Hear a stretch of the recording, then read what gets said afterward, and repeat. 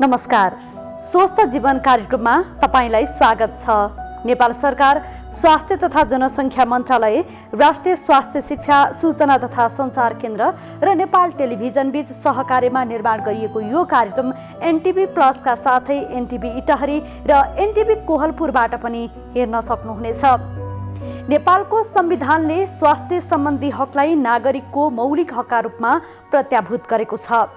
समृद्ध नेपाल, सुखी नेपालीको राष्ट्रिय आकांक्षा पूरा गर्न आवधिक योजनाहरूमा पनि गुणस्तरीय स्वास्थ्य सेवामा जनताको पहुँच वृद्धि गर्ने लक्ष्य राखिएको छ भने आधारभूत स्वास्थ्य सेवामा राज्यको लगानी पनि वृद्धि भइरहेको छ।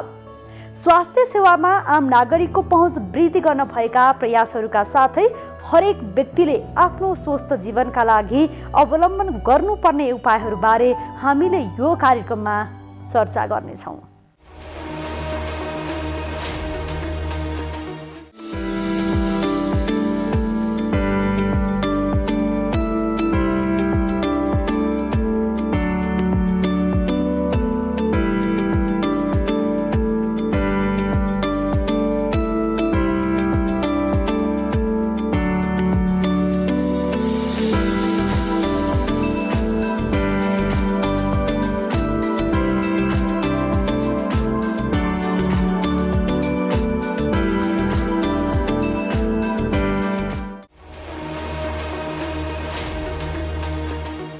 कोरोना संक्रमणको दर बढ्दै जाँदा नेपालमा संक्रमितको उपचारमा अक्सिजन अभाव हुन थालेको छ। स्वास्थ्य तथा जनसङ्ख्या मन्त्रालयले अक्सिजनको सहज आपूर्तिका लागि कोटा छुट्याएर अक्सिजन वितरण गरेको छ। उपत्यकाका 77 वटा अस्पताललाई कसरी अक्सिजन वितरण हुँदैछ, यसबारे आज हामीले चर्चा गर्नेछौँ। नेपालमा कोरोना विरुद्धका प्रयोग हुने अत्यावश्यक उपकरण तथा औषधिहरू चीन र बङ्गलादेशबाट ल्याइएको छ। कोरोना संक्रमितको संख्या बढ्दै गएपछि सरकारले काठमाडौँ उपत्यकाका सबै सरकारी अस्पताललाई कोभिड अस्पताल बनाउने निर्णय गरेको छ। यसबारे रिपोर्ट आज हामीले प्रस्तुत गर्नेछौँ। अहिले पनि अस्पतालमा यस्ता धेरै बिरामीहरू छन् जसलाई दैनिक रगत चढाउनु पर्ने अवस्था छ। कोरोना भाइरसको त्रास र देशका अधिकांश जिल्लामा निषेधाज्ञा जारी भएका कारण अहिले पहिले जस्तो रक्तदान शिविर गरिएका छैनन्। दैनिक रूपमा रगतको आवश्यकता पर्ने बिरामीहरूलाई गाह्रो भइरहेको छ। आकस्मिक शल्यक्रिया गर्नुपर्ने र नियमित रूपमा रगत फेर्नुपर्ने बिरामीहरूका लागि रगत अभाव हुन नदिन यस सम्बन्धी निकायहरूले गरिरहेको प्रयास सम्बन्धी स्वास्थ्य संवाद प्रस्तुत गर्नेछौँ। स्वस्थ जीवनका लागि हाम्रो जीवनशैली कस्तो हुनुपर्छ, यसबारे विज्ञको सुझाव पनि प्रस्तुत गर्नेछौँ। सुरुमा यो विशेष रिपोर्ट।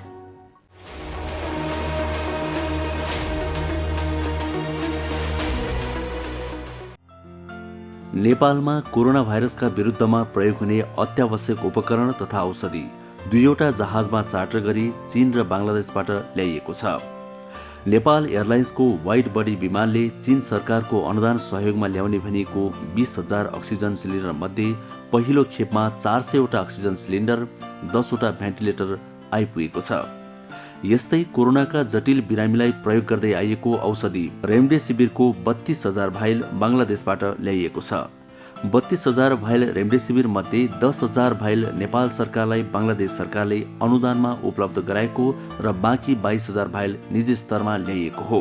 सरकारले तोकेको मापदण्ड अनुसार संस्थागत र व्यक्तिगत रूपमा वितरण सुरु भइसकेको छ। साथै सरकारले काठमाडौँ उपत्यका र आसपासका क्षेत्रका 77 वटा अस्पतालका लागि अक्सिजन ग्यास सिलिन्डर भर्ने कोटा निर्धारण गरेको छ। कोभिड-19 सङ्कट व्यवस्थापन केन्द्र CCMC को बैठकले 77 वटा अस्पतालका लागि दैनिक अक्सिजनको कोटा निर्धारण गरेको हो। यी अस्पतालहरूले कोभिड तथा नन कोभिड बिरामीको उपचार गर्दै आएका छन्। CCMCले अस्पतालहरूका लागि तोकिए बमोजिम दैनिक न्यूनतम अक्सिजन सिलिन्डर भरेर उपलब्ध गराउन अक्सिजन उद्योगलाई पत्राचार गरेको छ। स्वास्थ्य तथा जनसङ्ख्या मन्त्री हृदय त्रिपाठीले कोरोना संक्रमितको उपचारका लागि आवश्यक अक्सिजन पुर्याउन कठिन भएको बताउनु भएको छ। मन्त्रालयले गरेको पत्रकारहरूसँगको भर्चुअल कुराकानीमा माग अनुसार अक्सिजन आपूर्ति गर्न नसकिएको उहाँले बताउनुभयो। अक्सिजन अभावमा बिरामीलाई परेको मर्काप्रति सरकार संवेदनशील रहेको पनि उहाँले बताउनुभयो।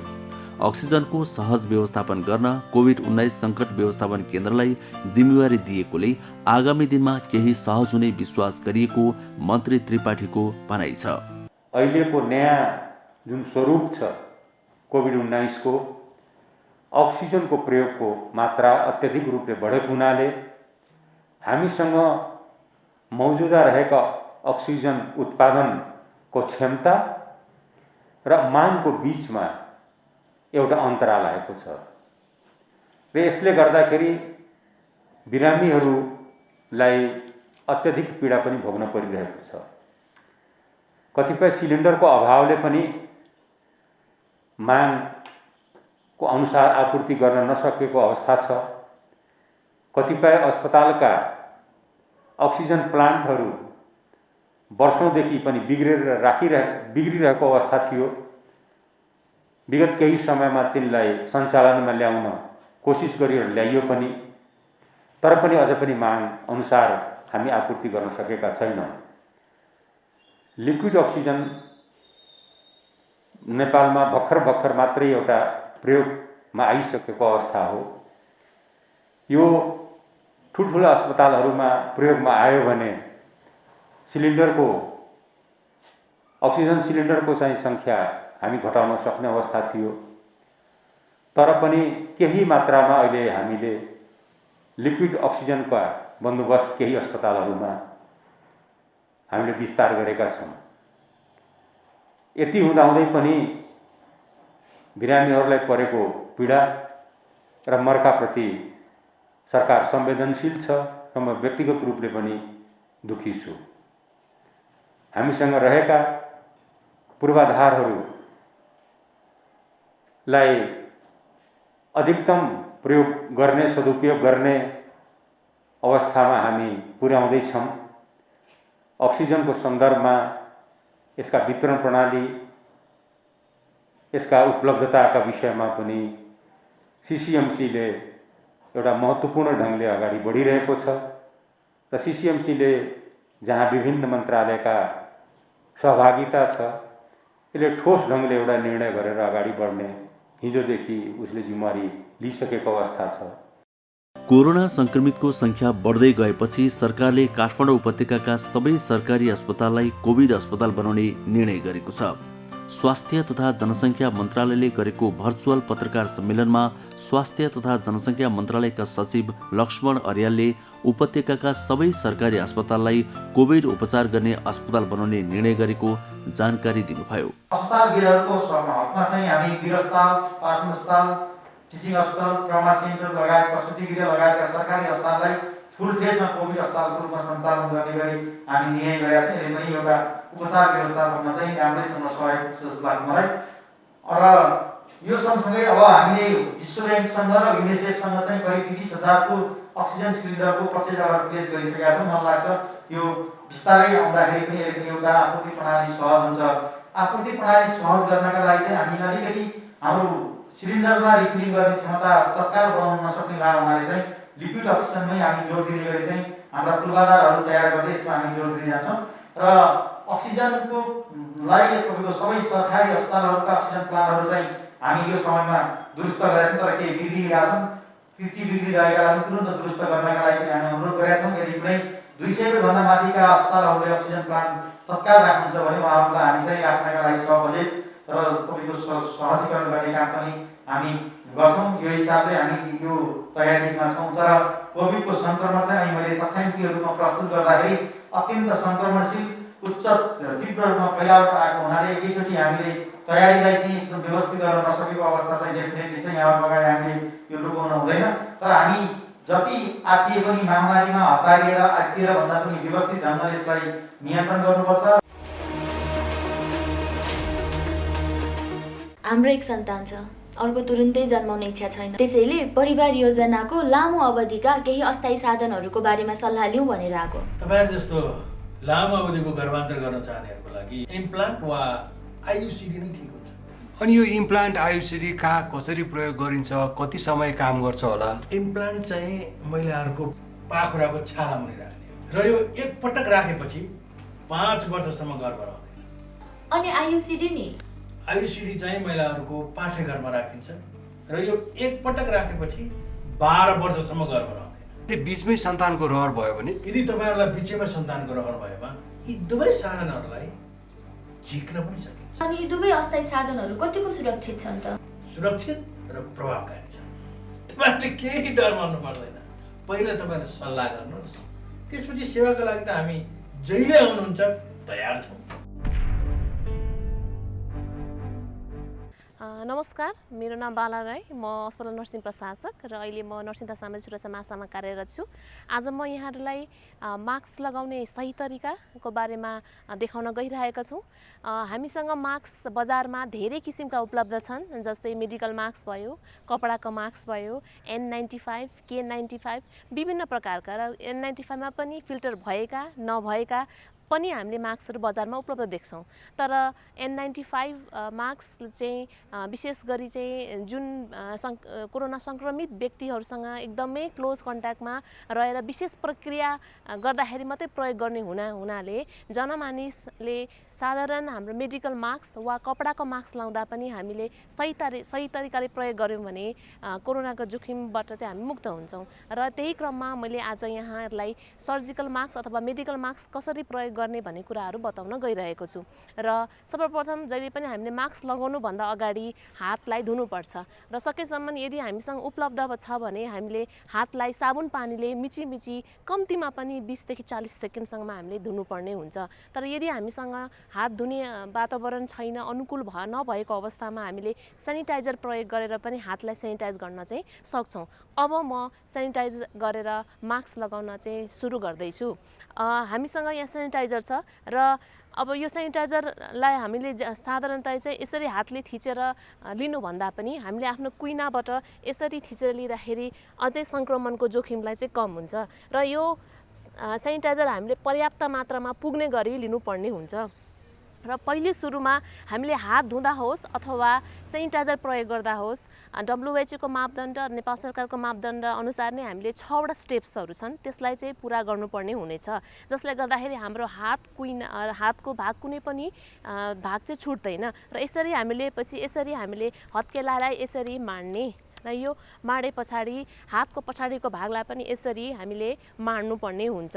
र एउटा हातको माडिसके पछाडि फेरि यो हातको माथि पनि हामीले चाहिँ यसरी माड्नुपर्ने हुन्छ। र यो स्टेप पछाडि हामीले यो दुईटा हातलाई यसरी इन्टरलक गरेर पनि कम्तीमा 5 सेकेन्डसम्म हामीले यसरी माड्नुपर्ने हुन्छ। र यो स्टेप सके पछाडि अब हामीले यो हातको टुप्पोको भागलाई भित्र भागमा लगेर यसरी फेरि यसलाई माड्नुपर्ने हुन्छ। र यो हातको सकेपछि फेरि यसरी अर्को हातले हामीले यसरी माड्नुपर्ने हुन्छ। र विशेष गरी हाम्रो यो औँलाको भाग चाहिँ बुढी औँलाको भाग बढी मात्रामा छुट्ने भएकोले गर्दा यो बुढी औँलाको भागलाई पनि हामीले यसरी मजाले सेनिटाइजर प्रयोग लगाएर माड्नुपर्ने हुन्छ। त्यसै गरी अर्को हातको पनि बुढी औँलामा मजाले हामीले यसरी सेनिटाइजर लगाएर माड्नुपर्ने हुन्छ। र अन्तिममा जस्तो यो हाम्रो नङ पनि एकदमै छुट्छ र यो नङलाई पनि हामीले यसरी हत्केलामा राखेर यसरी माड्नुपर्ने हुन्छ। त्यसै गरी अर्को हातको पनि यसरी, र अन्तमा चाहिँ यसरी हामीले पुरै हाम्रो विशेष गरी यो नाडीमा बढी मात्रामा छुट्ने भएकोले गर्दा यसरी नै अर्को हातको पनि नाडीसम्म हामीले यसो गऱ्यौँ भने अब हाम्रो हात चाहिँ सेनिटाइज भयो। हामीले यसरी सेनिटाइज प्रयोग गरेर पनि हातलाई सफा सेनिटाइज गर्न सक्छौँ, अथवा साबुन प्रयोग गर्दाखेरि पनि यही 6 वटा प्रक्रिया अनुसार चाहिँ हामीले साबुन प्रयोग गरेर पनि हाम्रो हातलाई चाहिँ सेनिटाइज गर्न चाहिँ सक्छौँ। अब हामी मास्क लगाउँदैछौँ।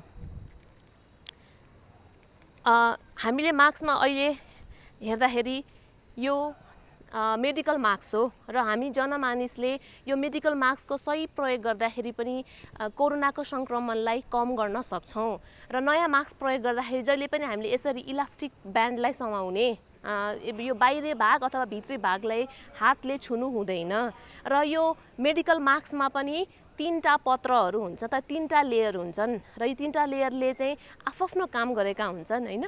र हामीले मास्कको छनौट गर्दाखेरि पनि यो 3टा लेयर भएको मास्कको छनौट गर्नुपर्ने हुन्छ र यसरी अब हामीले हेर्दाखेरि बजारमा विभिन्न किसिमका लेयर मास्कहरू हुन्छ। जस्तो साधारणतया चाहिँ यो नीलो रङकै हुन्छ, तर सेता रङको पनि मास्कहरू पाइन्छ। त्यसको लागि अगाडि पछाडि भाग कसरी छुट्याउने भन्दाखेरि यो अगाडिको भागमा यहाँहरूले देख्नुभएको छ होला, यो प्लेटहरू के छ त तलतिर चाहिँ गएको छ र अलिकति गाढा नीलो रङमा छ। त्यसै गरी भित्री भागमा सेतो र अलिकति हल्का रङमा हुन्छ र यो प्लेटहरू चाहिँ माथितिर फर्केको हुन्छ। र सँगसँगै तपाईहरुले देख्नु पनि भएको छ होला, यो मास्कको माथिल्लो भागमा चाहिँ अलिकति सेतो खालको कडा चीज हुन्छ र यो कडा भाग, यो मेटलको कडा भाग हुन्छ एउटा, यो कडा भागलाई हामीले नाकको डाँडीमा राख्नका लागि माथि पारेर राख्नुपर्ने हुन्छ। र जहिले पनि मास्क प्रयोग गर्दाखेरि एकचोटि निकालेर हामीले मास्कलाई हेर्नुपर्छ, कुनै प्वाल छ कि अथवा कुनै ड्यामेज भएको छ कि भनेर यकिन गरे पछाडि अब यो मास्कलाई यो इलास्टिक ब्यान्डको सहयोगले यसरी आफ्नो नाक मुख छोप्ने गरी लगाउनु पर्ने हुन्छ।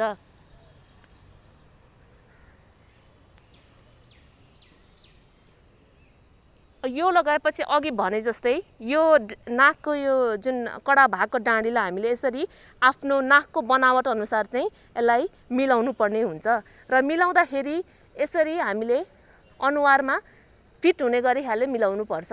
र त्यस पछाडि यो तल अब यो चिउडालाई पनि छोप्नु पर्ने भएकोले गर्दा यो नाकको डाँडीलाई समाएर यो चिउडाको भागलाई पनि यसरी हामीले तानेर यसरी मिलाउनु पर्ने हुन्छ।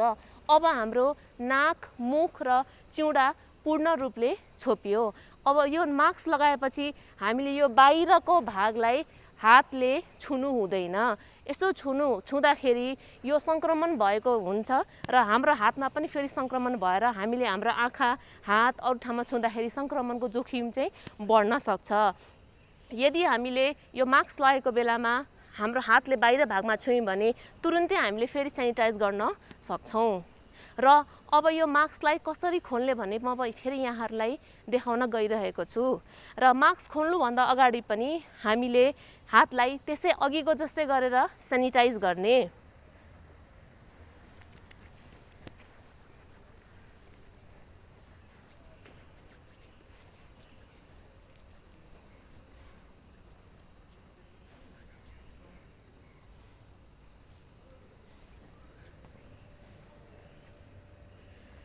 अब यदि हातमा देखिने खालको फोहोरहरू छन् भने हातलाई साबुन पानीले धुनुपर्छ। यदि देखिने फोहोर छ भने, अनि देखिने फोहोर नभएको अवस्थामा अथवा साबुन पानी नभएको अवस्थामा हामीले सेनिटाइज गर्न सक्छौँ। र यो मास्क निकाल्दाखेरि अलिकति आफू यस अलिकति अगाडि झुके पछाडि कतै पनि नछोइकन यो कानको इलास्टिक ब्यान्डलाई यसरी निकाल्ने र निकाले पछाडि हामीले यसरी एउटा प्लास्टिक ब्यागमा राख्ने र यो प्लास्टिक ब्यागलाई यसरी हामीले मुख बन्द गरेर यसलाई ढक्कन भएको डस्टबिनमा हामीले यसरी विसर्जन गर्न सक्छौँ। र यसरी राम्रो व्यवस्थित गरेर हामीले मास्कलाई विसर्जन गर्यौँ भने संक्रमणको जोखिमलाई कम गर्न सक्छौँ।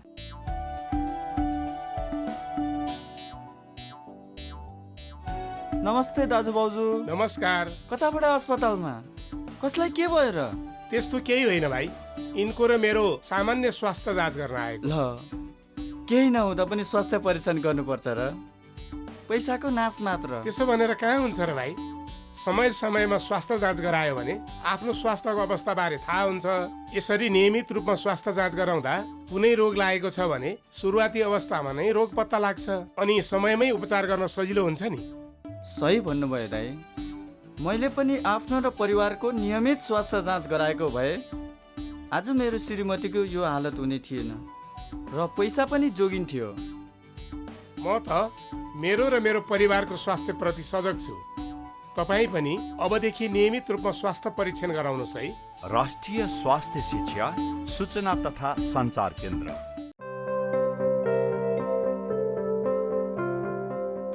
नानु, होमवर्क सक्यो त? गर्दैछु बुवा। कस्तो चुरोट गनाएको। होइन, चुरोट खाएकै छैन। थाहा छ। हजुरले कौसीमा, घर बाहिर आँगनमा, बाटोमा चुरोट खाएर हिँडेको देखेको छु मैले। कहिलेकाहीँ मात्रै हो के? अब छोड्छु। के गर्नु, बानी लागेपछि। सुन्नुहोस्, हजुरले चुरोट खानुभयो, हजुरलाई त असर गर्छ नै। हजुरले खाएको चुरोटको धुवाले हामीलाई पनि रोगी बनाउँछ। हामी रोगी भएको हजुरलाई मनपर्छ? होइन होइन, मलाई त तिमी स्वस्थ फुर्तिलो भएको पो मनपर्छ। त्यसो भए सुन्नुहोस् बा, हाम्रो सरले भन्नुभएको चुरोटको धुवाको 3 तहको असर हुन्छ अरे, first hand, second hand, third hand. होइन के हो नानु यो first hand second hand third hand भनेको? जसले चुरोट खायो उसलाई चुरोटको धुवाले फर्स्ट ह्यान्ड असर गर्छ, सँगै बस्ने मान्छेलाई चुरोटको धुवाले सेकेन्ड ह्यान्ड असर गर्छ, जुन धेरै हानिकारक हुन्छ। त्यो अहिले मलाई भइरहेको छ। सरी नानु, अनि यो थर्ड ह्यान्ड भनेको के नि? हजुरले जुन ठाउँमा बसेर चुरोट खानुभयो त्यो ठाउँमा पछिसम्म चुरोटको धुवाको असर रहिरहन्छ। त्यही ठाउँमा पछि आएर बस्ने मानिसलाई पनि असर गर्छ, त्यो थर्ड ह्यान्ड भयो। ए बुझेँ, यो त ठुलो अपराध पो रहेछ। अब म प्रतिज्ञा गर्छु, आजैदेखि धुम्रपान त्याग गर्छु। धन्यवाद बुवा।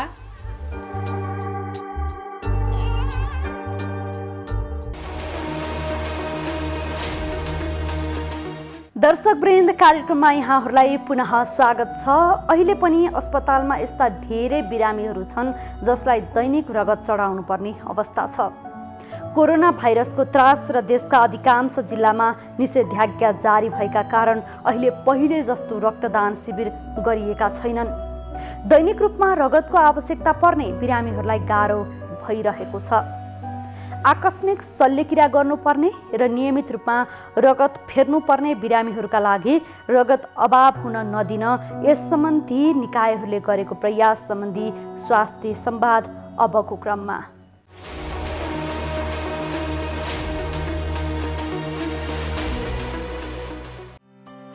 अहिले पनि अस्पतालमा यस्ता बिरामीहरू धेरै छन् जसलाई दैनिक रगत चढाउनु पर्ने अवस्था छ। कोरोना भाइरसको त्रास र देशका अधिकांश जिल्लामा निषेधाज्ञा जारी भएका कारण अहिले पहिले जस्तो रक्तदान शिविर सञ्चालन भएका छैनन्। दैनिक रूपमा रगतको आवश्यकता पर्ने बिरामीहरूलाई गाह्रो भइरहेको छ। तर रक्त सङ्कलनमा चुनौती भए पनि रक्त सञ्चार केन्द्रहरूले आपूर्तिमा हर सम्भव प्रयास गरिरहेका छन्। रक्तस्राव, प्रसुति, दुर्घटना, शल्यक्रिया लगायत अवस्थामा रगत आवश्यक हुने गर्छ। रगत र रक्त तत्त्वको अभावका कारण कतिपय बिरामीहरू उपचारबाट वञ्चित हुन सक्छन्। शल्यक्रिया गर्नुपर्ने र नियमित रूपमा रगत फेर्नुपर्ने बिरामीहरूका लागि रगत अभाव हुन नदिन यस सम्बन्धी निकायहरूले प्रयास गरिरहेका छन्। रगत र रक्त तत्त्व अपरिहार्य भएका ती बिरामीलाई रगत र रक्त तत्त्वको जोहो कसरी गर्ने? केन्द्रीय रक्त सञ्चार सेवाका निर्देशक दिव्यराज पौडेलसँग हामीले संवाद गरेका छौँ। केन्द्रीय रक्त सञ्चार सेवा भनेपछि यसले विशेष गरी रगतको काम गर्छ। अब रेडक्रस अन्तर्गत हो यो। रेडक्रसले त अब समग्र स्वास्थ्यको काम गर्छ, विपदको समयमा काम गर्छ होइन। यहाँको केन्द्रीय रक्त सञ्चार सेवाले चाहिँ स्पेसल्ली विशेष गरी रगतकै काम गर्छ। अहिलेको यो पेन्डेमिक सिचुएसनमा चाहिँ रगतको अवस्था के छ, माग कतिको छ, आपूर्ति त्यो अनुसार भइरहेको छ कि छैन, कतै हाहाकार छ कि, यसको अवस्था बताइदिनुहोस् न, एक्ज्याक्ट अवस्था। हजुर धन्यवाद, असाध्यै संवेदनशील प्रश्न गर्नुभयो। हामीले यो गएको 2-3 हप्तादेखिको रेगुलर मोनिटरिङ गरिरहेछौँ। रगतको माग र रगतको आपूर्तिलाई चाहिँ कसरी मिलान गर्ने भन्ने कुरा। यहाँले भन्नुभयो जस्तै देशभरिमा रक्त सङ्कलनमा चाहिँ पहिलाको तुलनामा चाहिँ 25% मात्रै अहिले सङ्कलन भइरहेको एउटा चाहिँ आँकडा छ भने त्यसै गरेर माग पनि घटेको अवस्था छ। माग पनि घटेको छ किनभने पुरानो बिरामीहरू अब बिस्तारै आफ्नो चाहिँ घर फर्किँदै हुनुहुन्छ, तर केही बिरामीहरू अझै पनि हस्पिटलमै हुनुहुन्छ जसलाई चाहिँ रेगुलर रगत दिनुपर्छ। अब यो अहिले भइरहेको बिरामीहरू र आपतकालीन अरू हुन सक्ने बिरामीहरूको लागि रगतको सङ्कलन गर्नु अत्यावश्यक छ र त्यो बढाउनु आवश्यक छ। यहाँले भन्नुभयो 25% मात्रै रगत सङ्कलन भइरहेको छ। यसले के अहिले पुगिरहेको छ त? कसरी मिलाइएको छ व्यवस्था? अभियसली पुगेको छैन। यहाँ अहिले म बोलिरहँदाखेरि पनि धेरै फोनहरू आइरहेको छ, अवस्था के छ, बिरामीहरूलाई चाहियो भनेर।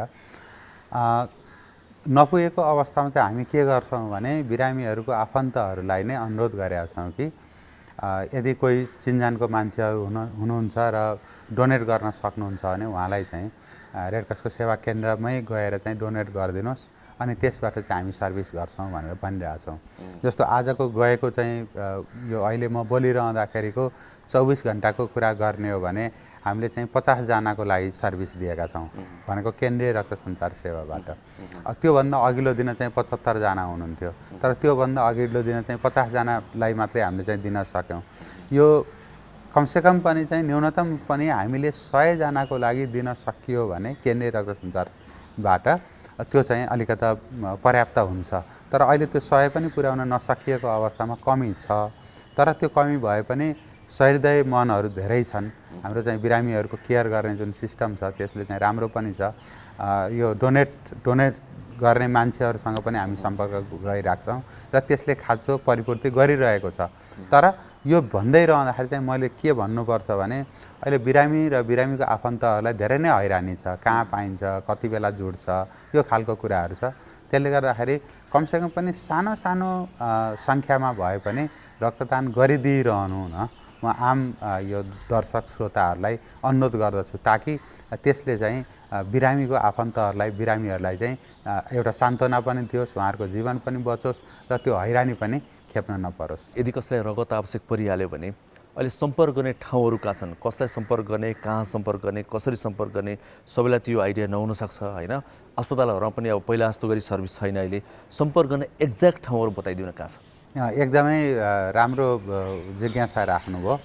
सर्वप्रथम त हामीले यो रक्त सञ्चारमा चाहिँ रहने केही पक्षहरूको बारेमा स्पष्ट हुनुपर्छ। जस्तो एउटा चाहिँ बिरामी आफै हो, बिरामीको कुरुवा हो सबभन्दा पहिला, अनि त्यसपछि डाक्टर साहबहरू हुनुहुन्छ जसले चाहिँ रगतको माग गर्नुहुन्छ।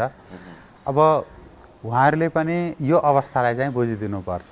भनेको यो उपचार गर्ने कुरामा ब्लड आवश्यक हुन सक्ने कुरामा चाहिँ कति स्ट्यान्ड बाई रहनु पर्ने हो, न्यूनतम रूपले कति भए चाहिँ उपयुक्त हुने हो, अथवा चाहिँ कति एभाइबिलिटी चाहिँ हुनसक्छ भन्ने कुरा त्यो एउटा चाहिँ विचार गर्नुपर्ने पाठ।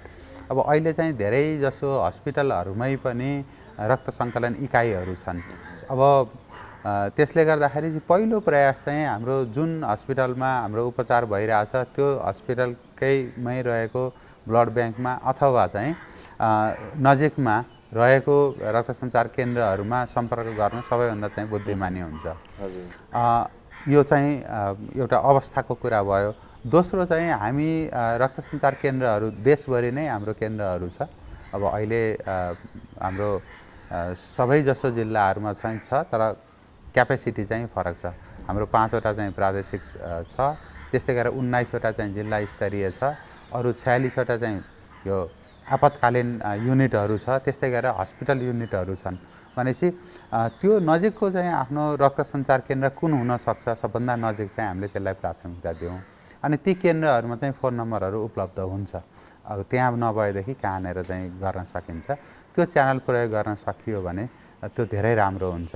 र अर्को कुरा चाहिँ के हो भने हरेक परिवारमा एक घर एक रक्तदाता भनेर हामीले अभियान पनि चाहिँ भनेका छौँ, सार्वजनिक आह्वान पनि गरेका छौँ। त्यो भइदियो भने के हुन्छ भने आफूलाई चाहिएको बेलामा कमसेकम पनि आफ्नो घरको अर्को मान्छे अथवा चाहिँ छिमेकीको मान्छेले चाहिँ सहयोग गर्न सबभन्दा चाहिँ सजिलो हुन्छ। र अर्को चाहिँ के छ भने यो बेलामा एकदमै सहृदय मनहरू अथवा चाहिँ सहयोग गर्ने चाहिँ त्यस्ता संस्थाहरू छँदैछन्। जस्तो उदाहरणको लागि जस्तो हिजो आज नै काठमाडौँमा एकदमै चाहिँ अप्ठ्यारो परेको बेलामा केही समूहहरू हुनुहुन्छ। जस्तो गणेशमान सिंह फाउन्डेसनले हरेक शनिबार चाहिँ उहाँहरूले अहिले पनि कन्टिन्यू गरिराख्नु भएको छ। श्वेता ब्लड कलेक्सन छ, हाम्रो चाहिँ फ्रेस ब्लड डोनर्स ग्रुपहरू छ, ब्लड डोनर एसोसिएसन छ। उहाँहरू चाहिँ ले नियमित रूपले गर्ने प्रयत्न पनि गरिराख्नु भएको छ। यस्तो थुप्रै नामहरू छ र उहाँहरूको पनि सम्पर्कमा धेरै रक्तदाताहरू हुन्छ।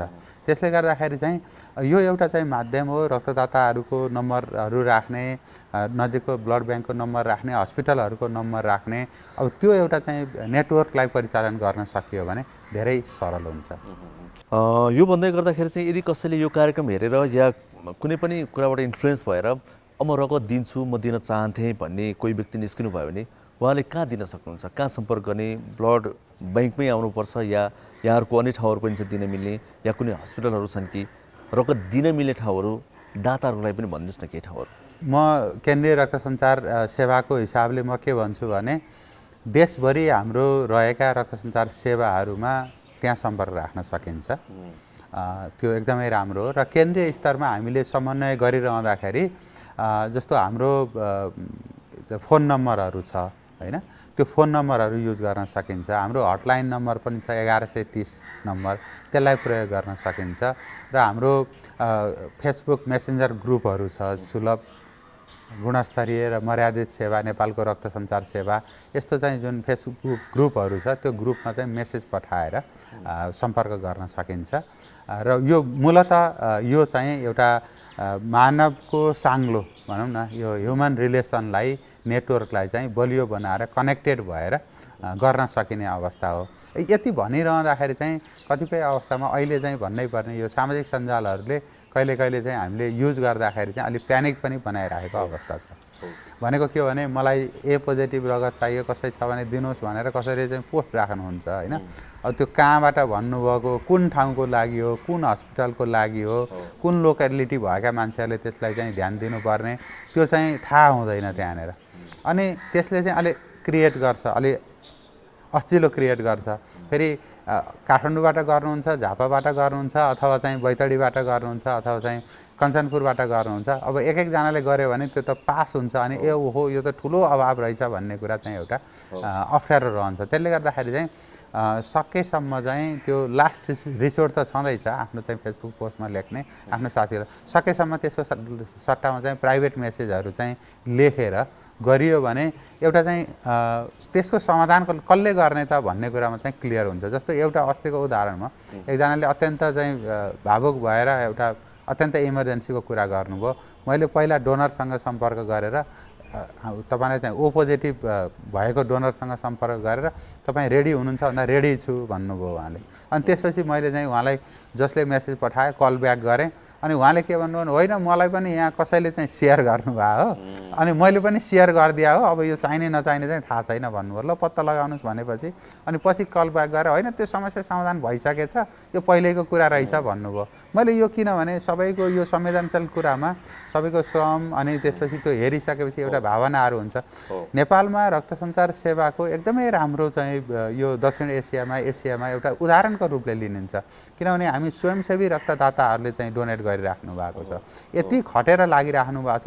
ती सबै रक्तदाताहरू, ती सबै रक्तदातासँग सम्बन्धित सङ्घ संस्थाहरू चाहिँ एकदमै चाहिँ आदरणीय हुनुहुन्छ। उहाँहरूले यत्रो दुःख गर्नु भएको छ, त्यसलाई चाहिँ एउटा चाहिँ पोजिटिभ रूपले त्यसलाई रिकगनाइज गर्ने र अगाडि बढ्ने हो भने धेरै समस्याहरू समाधान हुन्छ। र अर्को यो बेलामा चाहिँ के छ भने जब जब आपत पर्छ यो आपतकालीन कुराहरू गर्छौँ, तर रेगुलर रूपले चाहिँ कुरा गर्दाखेरि चाहिँ अवस्था के छ भने नेपालमा जति नियमित रक्तदाता हुनुपर्ने हो त्यो सङ्ख्यामा चाहिँ पर्याप्त रक्तदाताहरू हुनुहुन्न। त्यसले गर्दाखेरि सामान्य अवस्थामा पनि हामीलाई चाहिँ अलिकति परिपूर्ति गर्न अप्ठ्यारो भइराखेकै हुन्छ। तर अहिलेको अवस्था भनेको त धेरै नै असामान्य अवस्था हो। जस्तो क्याम्पहरू छ भने पनि एकदमै थोरै मान्छेहरू हुनुहुन्छ, बाहिर निस्कने अवस्था छैन। क्याम्पहरू कहाँ छ अनि कसरी जाने, पासहरूको व्यवस्था लगायत चाहिँ धेरै कुराहरू छ र भने यसमा कम्प्लिकेसन छ। त्यसले गर्दाखेरि नियमित रक्तदाता बढाउनु र हरेक स्वस्थ युवाले रक्तदान गर्नु चाहिँ एकदमै महत्त्वपूर्ण विषय हो। हजुर, कसैलाई रगत आवश्यक पऱ्यो भने सबभन्दा पहिला ब्लड ब्याङ्क सम्झिहालिन्छ। यो ब्लड ब्याङ्क गएपछि पाइन्छ भन्ने हुन्छ, व्यक्ति दौडेर त्यहाँ जाने, त्यहाँ फोन गर्ने चलन हुन्छ, त्यो स्वाभाविक पनि हो। तर कहिलेकाहीँ चाहिँ ब्लड ब्याङ्कमा रगत भेटिएन भन्ने पनि आउँछ क्या, त्यो रगत पाइएन भन्ने पनि आउँछ। यो खास नपाइएको किन, कस्तो अवस्थामा पाइँदैन, यो नपाइने चाहिँ किन, त्यहाँ समस्या छ र कुनै, त्यो क्लियर बनाइदिनुहोस् न अलिकति। रगतको आपूर्ति दुईवटा तरिकाले हुन्छ। एउटा क्याम्पहरू आयोजना गरेपछि त्यो क्याम्पबाट जति रक्त सङ्कलन हुन्छ त्यसलाई चाहिँ हामीले रक्त सञ्चार केन्द्रमा चाहिँ लिएर आएर प्रोसेस गर्छौँ, एउटा त्यो अवस्था हो। अर्को अवस्था भनेको एउटा स्वेच्छाले स्वयंसेवी रक्तदाताहरू चाहिँ त्यो रक्त सञ्चार केन्द्रमै गएर नियमित रूपले रक्तदान गर्नुहुन्छ। अर्को चाहिँ रक्त सङ्कलनको तरिका त्यो हो। अनि अर्को भनेको के हो भने जस्तो मलाई चाहियो, मेरो चाहिँ एबी पोजिटिभ हो, मेरो जस्तै रगत भएको कोही साथीलाई चाहिँ मैले लिएर गएर अनि रक्तदान गराउने र मेरो लागि त्यो परिपूर्ति गर्ने।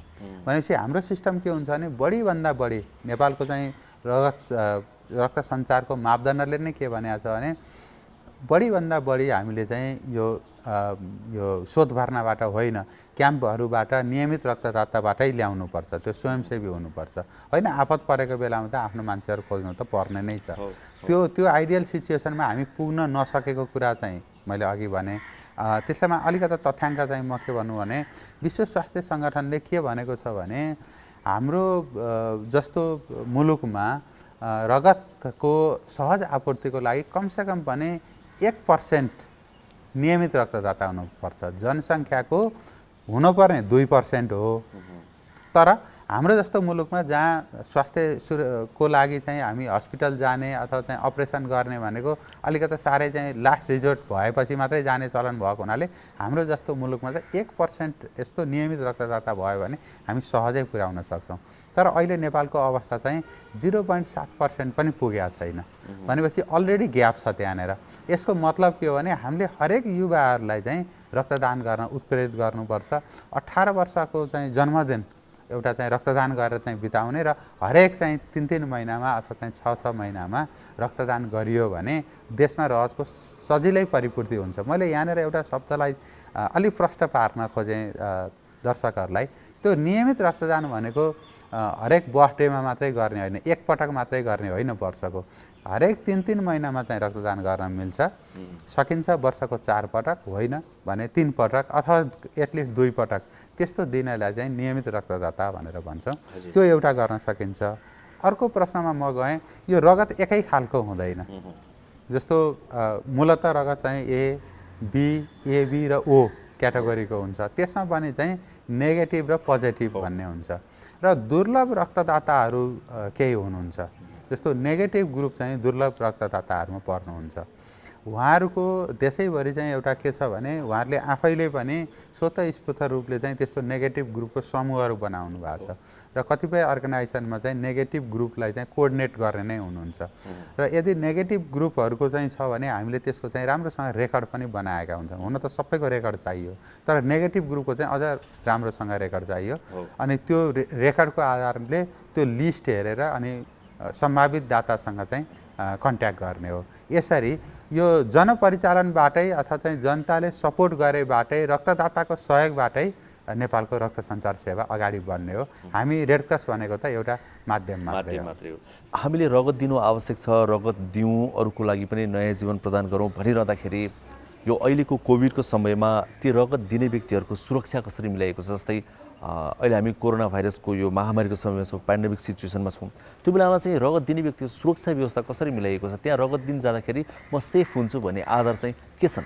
हामीले यो कोभिड यो दोस्रो लहर सुरु हुने बित्तिकै एउटा प्रोटोकल जारी गऱ्यौँ। यो रक्त सङ्कलन विधि कसरी अपनाउने, त्यो विधिको बारेमा हामीले चाहिँ राष्ट्रिय जनस्वास्थ्य प्रयोगशालासँग पनि सरसल्लाह गऱ्यौँ।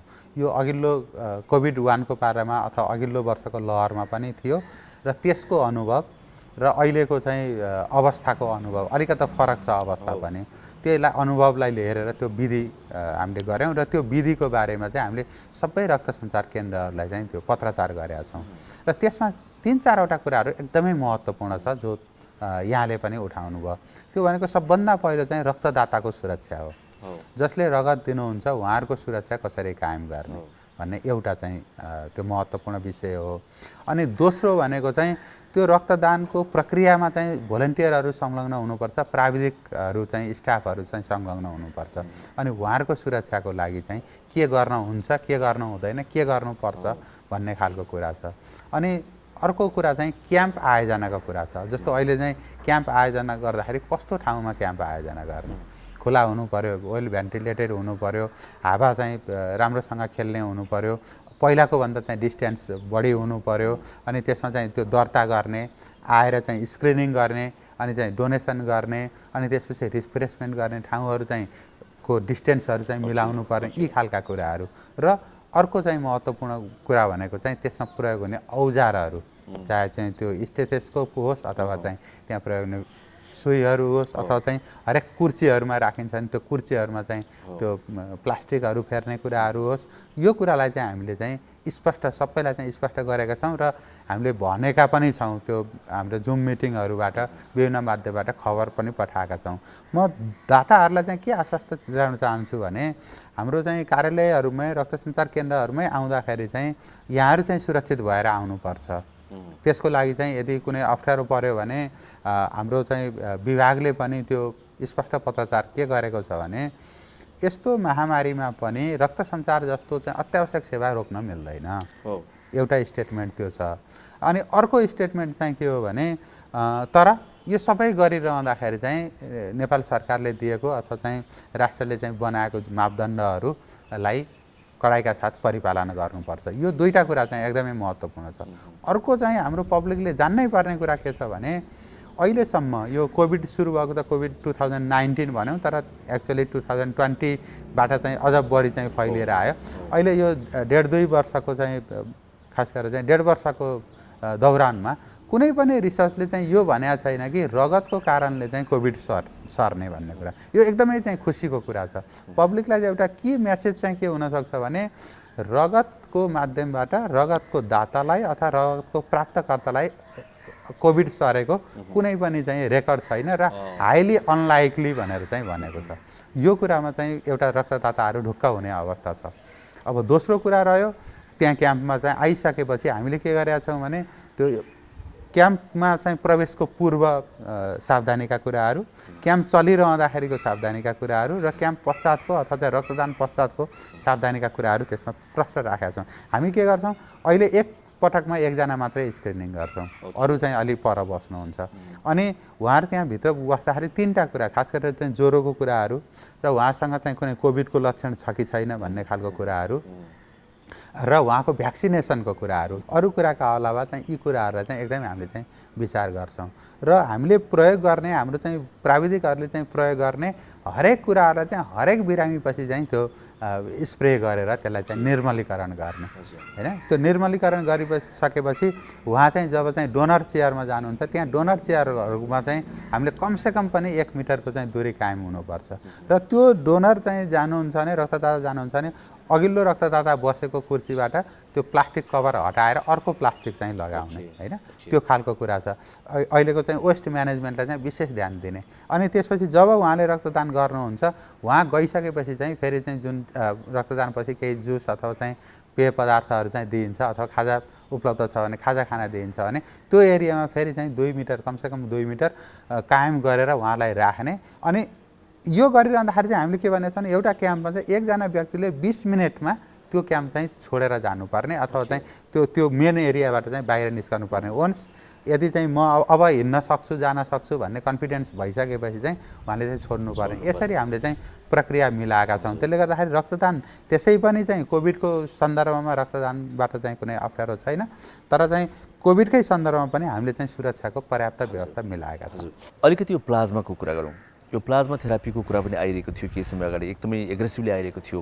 यो कोरोनाका बिरामीहरूलाई चाहिँ थेरापीबाट उपचार गर्ने भन्ने पनि एउटा प्रविधि आएको थियो। त्यो अनुसार नेपालमा पनि सुरु पनि भएको थियो। तर पछि अलि सेलाइरहेको छ। यो के यो प्रक्रियामै छ कि या यो भइरहेको छ कि किन सेलाए जस्तो लाग्यो नि त यो होइन र? कोभिडको बिरामीहरूको लागि प्लाज्मा थेरापी एउटा चाहिँ उपाय हुन सक्छ भनेर अघिल्लो कोभिडको लहरदेखि नै यो परिचर्चाहरू आएको हो। नेपालमा पनि हामीले अघिल्लो कोभिडको लहरको बेलामा पनि देशभरिका चाहिँ 8वटा स्थानहरूबाट यो प्लाज्मा सङ्कलन गर्ने र आवश्यकता परेकालाई चाहिँ वितरण गर्ने काम सुरु गरेका थियौँ।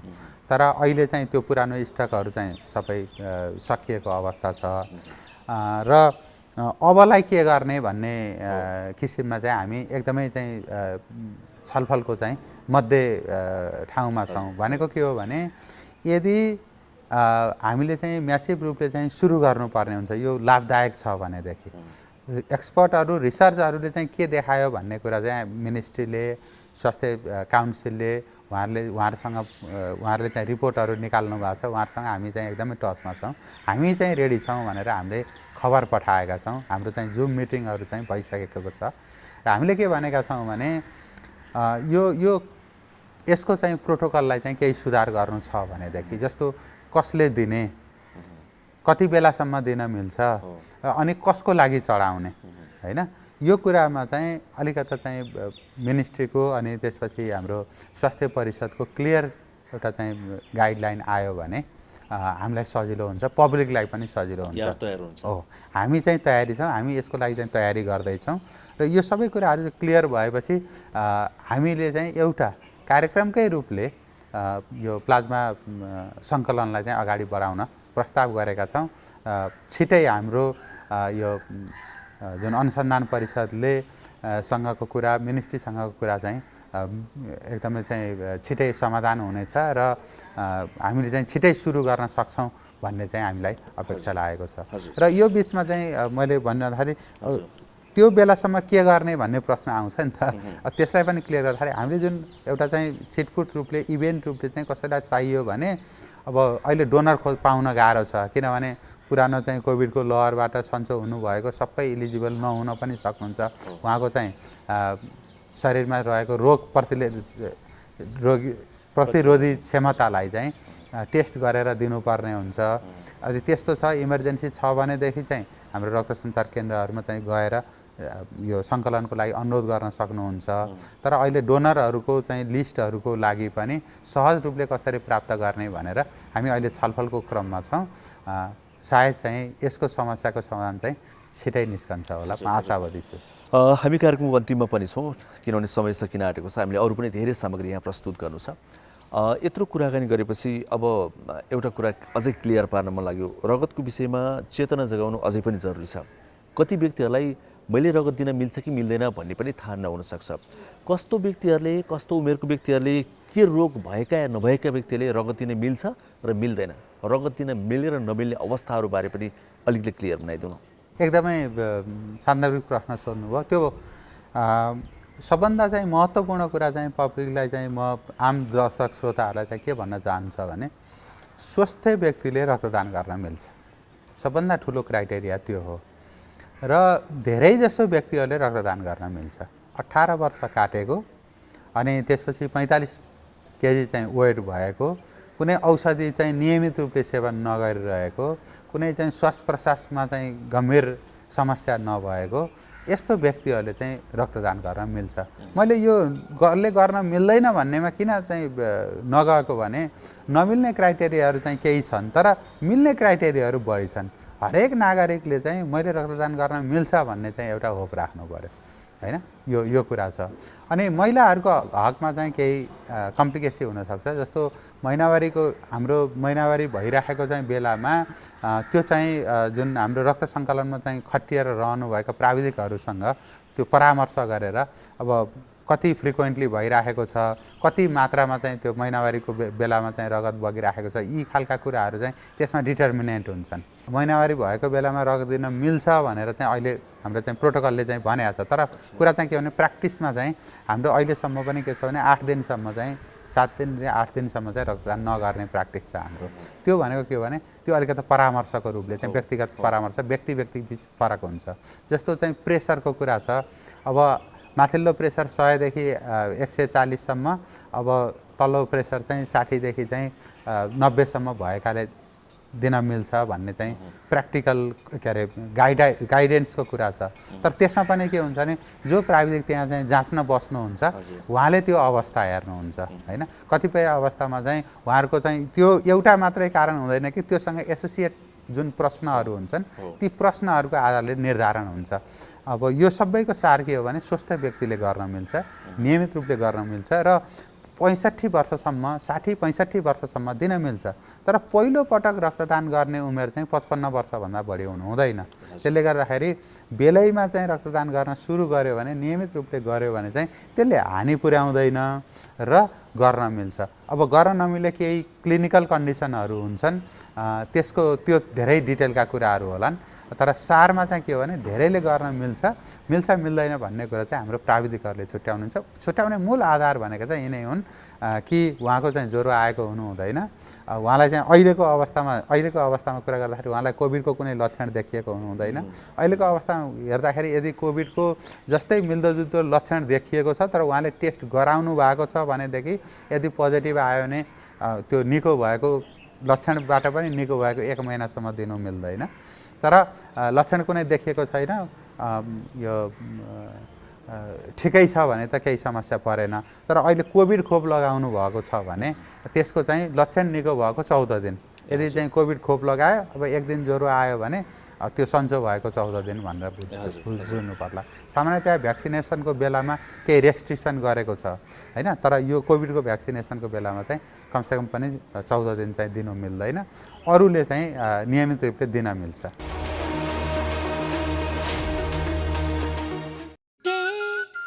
हात धुन्छौ र साबुन पानीले धुन्छु नि, कति बेला धुन्छौ र छिनछिनमै धुन्छु नि।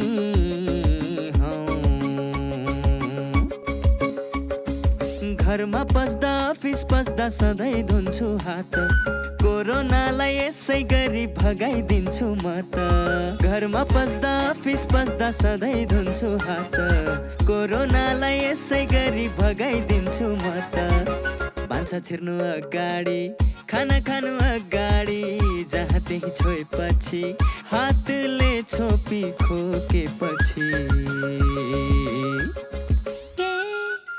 हात धुन्छौ र साबुन पानीले धुन्छु नि, कति बेला धुन्छौ र छिनछिनमै धुन्छु नि।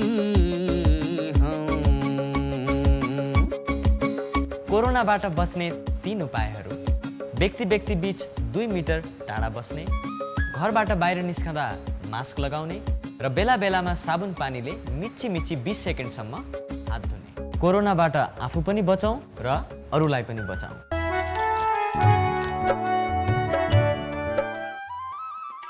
अच्छा काका, आइ काल्हि त अहाँके जखन तखन हम चिंता में देखै छियो। की कहियो जोगेंद्र, हमरा त बड़का बीमारी भ गेल। बड़का बीमारी? हमरा त टीबी भ गेल। ये कोनो बड़का बीमारी नहीं छे, इलाज केला पर आसानी से ठीक भइल जाइल वाला बीमारी भेल छे। अखन टीबी पता लगाए के लेल खकार जांच सुविधा आ खाए वाला दवाई देश भर निःशुल्क मिल रहे छे। टीबी के दवाई खैला पर हम पहले जगह तंदुरुस्त भ जेबै। नियमित रूप से दवाई खैला से पहले जखन स्वस्थ और तंदुरुस्त भ जेबै। 2 हफ्ता वा वैसे बेसी समय धरि खोखी है, सांझ का बुखार बढ़ जाब, भोजन नहीं रुचब, शरीर दुबराइत जाब सन लक्षण टीबी अर्थात क्षय रोगक भ सकै छै। क्षय रोगी के घृणा नहीं स्नेह करी।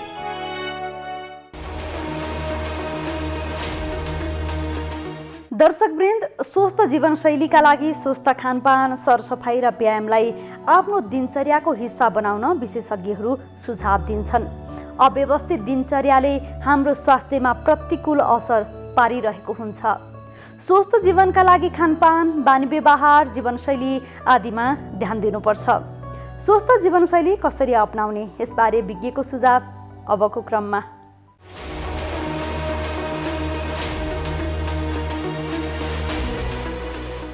नमस्कार, म डाक्टर महिपेन्द्र तिवारी। म चाहिँ जेनरल सर्जन र ल्याप्रोस्कोपिक सर्जनको रूपमा चाहिँ किस्ट मेडिकल कलेजमा कार्यरत छु। अब अहिलेको समय परिस्थिति जुन कोरोनाले जुन एउटा विकटता ल्याएको छ, त्यसले गर्दा चाहिँ सबै तिर अप्ठ्यारो भएको छ। एउटा जनमानसमा मैले के भन्न चाहन्छु भने, अब पित्तथलीको ढुङ्गा एकदम कमन डिजिज हो। 10 देखि 20% मान्छेहरू सामान्य पपुलेसनमा चाहिँ यो देखिएको छ। यसलाई चाहिँ अहिलेको अवस्थामा चाहिँ सकेसम्म औषधिले नै रोकथाम गरिराखौँ। पछि अलि हाम्रो हेल्थ रिसोर्सेसहरू अलि ठिक भइसक्योस् अथवा कोरोनाको टाइम जाओस्, त्यसपछि चाहिँ डेफिनिट सर्जरी हामी गरौँला। तर त्यो भन्दैमा चाहिँ अप्ठ्यारो भयो। तपाईँ पित्तथैली पहिलेदेखि थाहा छ, पित्तथैलीमा ढुङ्गा छ, एकदम धेरै दुखाइ भयो, ज्वरो आयो, तपाईँले ब्लड प्रेसर कम भयो, जन्डिस देखियो र आफूलाई धेरै अप्ठ्यारो पर्यो भने घरमा चुप्प लागेर नबस्नुहोस्, हस्पिटल आउनुहोस्, डक्टरसँग सल्लाह लिनुहोस् र अपरेसन गर्नुपर्ने छ कि छैन भने चाहिँ हामीले हेर्छौँ त्यहाँनिर र त्यसै अनुसार चाहिँ सल्लाह दिन्छौँ। र सकेसम्म कोरोना टाइममा चाहिँ यस्तो समस्या भएको बिरामीहरू घरै बस्नुहोस्, बाहिर ननिस्किनुहोस्, भिडभाडमा नजाऊँ र आफ्नो हेल्थको ख्याल राखौँ। र यस्ता बिरामीले सकेसम्म चिल्लो कुराहरू चाहिँ नखाऊँ, सकेसम्म ग्रिन लिफी भेजिटेबल्सहरू, सागपात, फलफुल, तरकारी र सामान्य हाम्रो नेपाली खाना छ त्यो चाहिँ खाऊँ। नमस्ते। जो व्यक्तिहरू मृगौला फेल भएर डायलाइसिस गराइराख्नु भएको छ या प्रत्यारोपण गर्नुभएको छ उहाँहरू सबैभन्दा बढी कोरोना सङ्क्रमणको जोखिममा हुनुहुन्छ। कृपया तपाईँहरू अस्पतालमा डायलाइसिसमा जाँदाखेरि अति उच्च सावधानी अपनाइदिनु होला, सामाजिक दूरी कायम गरिदिनु होला र आवश्यकभन्दा बढी व्यक्ति या अस्पताल कर्मचारीहरूसँग सम्पर्कमा नआइदिनु होला र घरमा फर्केपछि पनि आफ्नो परिवारसँग सामाजिक दूरी कायमै राखिदिनु होला। त्यसै गरी प्रत्यारोपणको व्यक्तिहरू पनि अनावश्यक रूपमा अस्पताल जाने या घरमा भिडभाड गरेर नबस्ने होला। तपाईँहरूलाई सङ्क्रमणको उच्च जोखिम छ र यसबाट बच्नुहोस् र सबैलाई बचाइदिनुहोस्। लामखुट्टेको टोकाइबाट डेङ्गु रोग सर्न सक्छ, त्यसैले यसबाट बच्न लामखुट्टेको टोकाइबाट बचौँ। पानीमा लामखुट्टेले फुल पार्न सक्ने हुनाले पानी सञ्चित गरेर राखेको भाँडाहरूको सरसफाइ गरौँ। घर आँगनका प्रयोग नभएका गमला, पानी जम्ने खाल्डाखुल्डी, पुराना टायर लामखुट्टेको वासस्थान हुन्, त्यसैले यिनीहरूलाई नष्ट गरौँ। लामखुट्टेको टोकाइबाट बच्न झुलको प्रयोग लगायत अन्य वैकल्पिक उपायहरू अपनाऊ। डेङ्गु रोगका लक्षणहरू: शरीरमा राता दाग देखिने, ज्वरो आउने, आँखा दुख्ने, पेट दुख्ने, बान्ता हुने, पखाला लाग्ने, टाउको दुख्ने, शरीर कटकटी दुख्ने। यस्ता लक्षणहरू देखेमा नजिकैको स्वास्थ्य संस्थामा जाँच गरौँ। डेङ्गु रोगबारे सचेत बनाऊ र यसको नियन्त्रणका लागि समुदाय नै जुटौँ।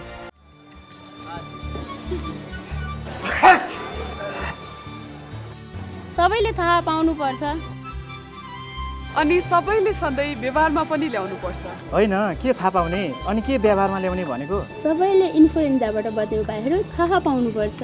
अनि सबैले इन्फ्लुएन्जाबाट बच्ने मुख्य 4 उपायहरू सधैँ व्यवहारमा पनि ल्याउनु पर्छ। इन्फ्लुएन्जाबाट बच्न अपनाउनु पर्ने मुख्य 4 उपायहरू के हुन्छ? इन्फ्लुएन्जाबाट बच्न खोक्दा र हाच्छू गर्दा नाक, मुख रुमाल वा पाखुराले छोप्नुपर्छ। साबुन पानीले हात धुनुपर्छ। अनि रुवाखोकी लागेको बिरामीको कम्तीमा 1 मिटर टाढा बस्नुपर्छ र अनावश्यक रूपमा मानिसको भिडभाड हुने ठाउँमा जानु हुँदैन। यस्तो व्यवहार सधैँ गरे इन्फ्लुएन्जाबाट बच्न सकिन्छ होइन त? हो। स्वास्थ्य व्यवहार, स्वस्थ जीवन।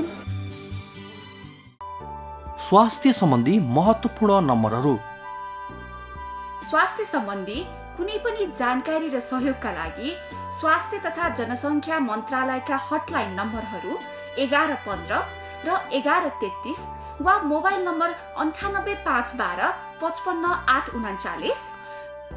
एम्बुलेन्स सेवाको लागि 102 र 112।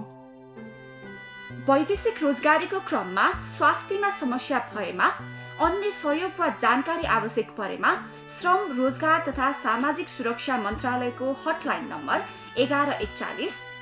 शान्ति, सुरक्षा र अन्य सहयोगका लागि नेपाल प्रहरीको नम्बर 100। सशस्त्र प्रहरी बलको नम्बर 1114। रगत आवश्यक परेमा ब्लड बैंकको नम्बर 01 42 25 344। दर्शकवृन्द, अब भने हामी कार्यक्रमको लगभग अन्त्यतिर आइपुगिसकेका छौँ। कोरोना संक्रमणको दर बढ्दै जाँदा नेपालमा संक्रमितको उपचारमा अक्सिजन अभाव हुन थालेको छ। स्वास्थ्य तथा जनसङ्ख्या मन्त्रालयले अक्सिजनको सहज आपूर्तिका लागि कोटा छुट्याएर अक्सिजन वितरण गरेको छ। उपत्यकाका 77 वटा अस्पताललाई कसरी अक्सिजन वितरण हुँदैछ त? यसबारे आज हामीले चर्चा गर्यौँ। नेपालमा कोरोना विरुद्धका प्रयोग हुने अत्यावश्यक उपकरण तथा औषधिहरू चीन र बङ्गलादेशबाट ल्याइएको छ। कोरोना संक्रमितको सङ्ख्या बढ्दै गएपछि सरकारले काठमाडौँ उपत्यकाका सबै सरकारी अस्पताललाई कोभिड अस्पताल बनाउने निर्णय गरेको छ। यसबारे रिपोर्ट पनि प्रस्तुत गर्यौँ। अहिले पनि अस्पतालमा यस्ता धेरै बिरामीहरू छन् जसलाई दैनिक रगत चढाउनु पर्ने अवस्था छ। कोरोना भाइरसको त्रास र देशका अधिकांश जिल्लामा निषेधाज्ञा जारी भएका कारण अहिले पहिलेको जस्तो रक्तदान शिविर गरिएका छैनन्। दैनिक रूपमा रगतको आवश्यकता पर्ने बिरामीहरूलाई गाह्रो भइरहेको छ। आकस्मिक शल्यक्रिया गर्नुपर्ने र नियमित रूपमा रगत फेर्नुपर्ने बिरामीहरूका लागि रगत अभाव हुन नदिन यस सम्बन्धी निकायहरूले गरिरहेको प्रयास सम्बन्धी स्वास्थ्य संवादका साथै स्वस्थ जीवनका लागि हाम्रो जीवनशैली कस्तो हुनुपर्छ यसबारे विज्ञको सुझाव पनि प्रस्तुत गर्यौँ। आजका लागि स्वस्थ जीवन कार्यक्रमको समय सकिएको छ। यो कार्यक्रम नेपाल टेलिभिजनको वेबसाइट www.nepaltvonline.com तथा नेपाल टेलिभिजनको मोबाइल एप र फेसबुक, युट्युब जस्ता सामाजिक सञ्जालमा पनि हेर्न सक्नुहुनेछ। यो कार्यक्रममा तपाईँका स्वास्थ्य सम्बन्धी समस्या, सरकारले प्रवाह गरेका स्वास्थ्य सेवा अथवा हाम्रो कार्यक्रमबारे कुनै जिज्ञासा छन् भने हामीलाई सम्पर्क गर्न सक्नुहुनेछ। सम्पर्क माध्यम हामीले टेलिभिजन स्क्रिनमा पनि देखाइरहेका छौँ। तपाईँका समस्यालाई हामीले सरकारी अधिकारी वा विज्ञ मार्फत समाधान गर्ने प्रयास गर्नेछौँ। आजका लागि स्वस्थ जीवन कार्यक्रमबाट हामी सबैलाई बिदा दिनुहोस्। नमस्कार।